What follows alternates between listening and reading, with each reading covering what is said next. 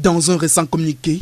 le syndicat national des chercheurs du secteur public marque son indignation contre ce qu'il qualifie de confiscation depuis un an déjà par l'État du Cameroun des restes des chercheurs Mounsi Frédéric, Dr Bienvenu Bello et de leur guide Omaro Kabalé, tous trois brûlés vifs à Soulou-des-Rois dans la région de l'extrême nord, où ils menaient des recherches en vue d'apporter une réponse à la pénurie d'eau dans la localité et ses environs.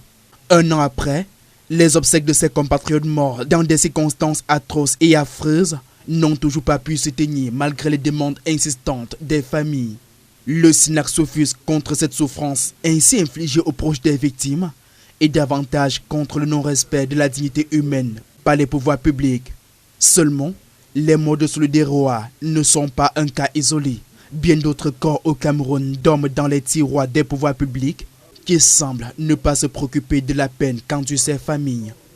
Ici, la vie de décès de Simo Fokam Achille, ce chef de famille résidant au quartier Bilonguet dans la ville de Douala, a été brutalement arraché à la vie le 29 octobre 2025, tué par balle suite aux tensions post-électorales alors qu'il se rendait dans une échoppe.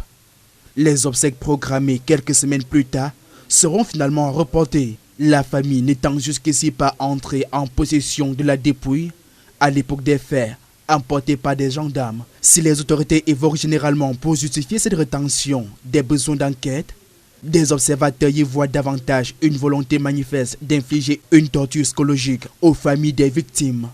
Le cas Anissé Ekane, arrêté le 24 octobre et mort en détention le 1er décembre 2025,